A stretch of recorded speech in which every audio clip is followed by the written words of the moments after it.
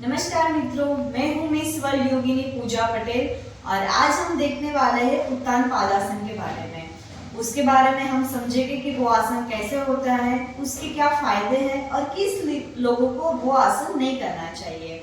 और साथ में ही जानेंगे हम सबसे पहले कि उत्तान पादासन का अर्थ क्या होता है, क्योंकि आप लोगों को पता है हर एक आसन का नाम किसी ना किसी चीज से जुड़ा हुआ है और सारे आसनों के नाम संस्कृत भाषा से आए हुए हैं। तो सबसे पहले हम जानेंगे कि उत्तान पादासन का अर्थ क्या होता है। और आपको मैं बता दूं, उत्तान पादासन को पाद हस्तासन भी बोला जाता है।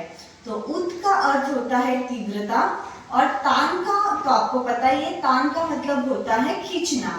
तो उसीलिए बहुत ही तीव्रता से अपने अपर बॉडी के शरीर के ऊपर के भाग को नीचे पैरों की तरफ खींचने के आसन को हम उत्तान पादासन बोलते हैं।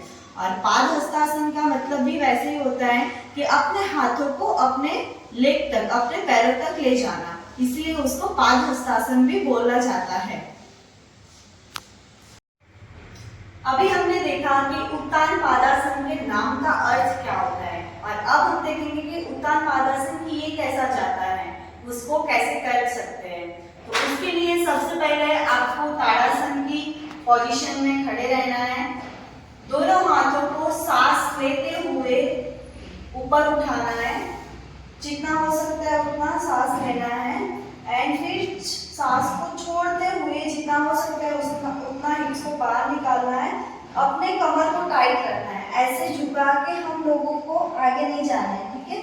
कमर को बैंड करके आगे नहीं जाना है, तो हमारे हाथ नीचे तक नहीं जाएंगे। तो उसके लिए सबसे पहले हाथों को खींचेंगे, कमर को टाइट रखेंगे, हिप्स को बाहर निकालेंगे और कमर को टाइट रखते हुए जितना हो सकता है उतना हम लोगों को नीचे जाना है। धीरे धीरे सांस को छोड़ते छोड़ते जितना होता है उतना हम लोग नीचे जाएंगे। जो स्टार्टिंग में पहली बार कर रहे हो उनका धीरे धीरे जाएगा, लेकिन धीरे धीरे जहां पर जाता है वहीं पर होल्ड कर रखिए एंड धीरे धीरे हाथों को अपने दोनों पैरों के पास लाएंगे एंड यहाँ से अपने माथे को, अपने सिर को जितना हो सकता है उतना अपने पैरों की ओर खींचेंगे और उसे वहां पर टच कराने का ट्राई करेंगे।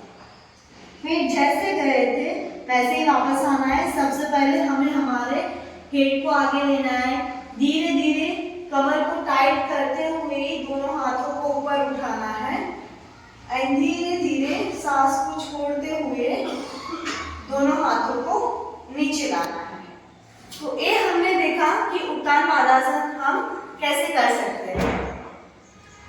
अभी हमने देखा कि उत्तान पादासन हम कैसे कर सकते हैं, लेकिन अब हम जानेंगे कि उत्तान पादासन करने से हमारे शरीर में क्या क्या फायदे होते हैं।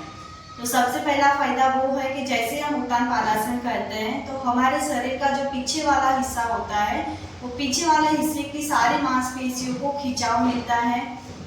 हेड हमारा नीचे जाता है, उसके हिसाब से मस्तिष्क में रक्त प्रवाह बढ़ता है, रक्त संचार बढ़ाकर हमारी जो तांत्रिक तंत्र जो होता है उसको सतेज करता है।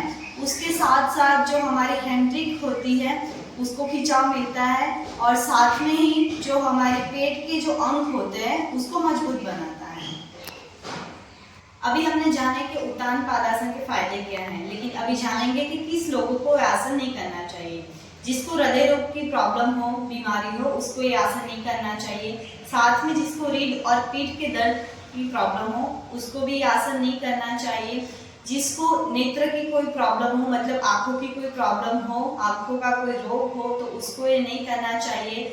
जिसको अल्सर है उसको भी ये आसन नहीं करना चाहिए। और साथ में जिसको बार बार चक्कर आते हैं उन लोगों को भी ये आसन नहीं करना चाहिए।